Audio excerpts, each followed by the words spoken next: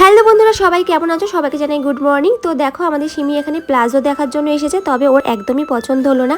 আমি সৌমাকে কোলে নিয়ে আজকে রান্না করছি। আমার সৌমাকে খেলনার পরিবর্তে এই রেড কালারের হাতাটা কিনে দেওয়া হয়েছে।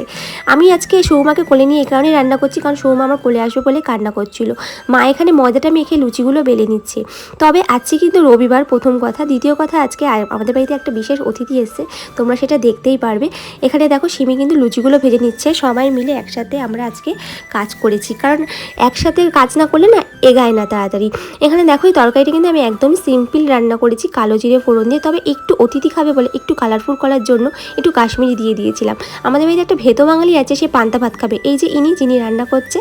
আমি কিন্তু মাংসটা এখন কড়াইতে দিয়ে দিচ্ছি ঠিকই, তবে ভেবো না বন্ধুগণ আমি রান্নাটা করেছি, কারণ ও একটু ব্যস্ত আছে। সেই কারণে আমি মশলাটা যেহেতু কষানো হয়ে গেছে, এই কারণে আমি মাংসটা ঝটপট করে এসে দিয়ে দিলাম। সবাই মিলে আজকে একসাথে কাজ করছি, তোমরা দেখতেই পারবে। এই চর্বিটা আগে থেকে তুলে রাখলাম, একদম শেষের দিকে দেবো, নয়তো গলে যাবে। আর এখানে দেখতেই পাচ্ছ সেই মাংসটা রান্না দিচ্ছে।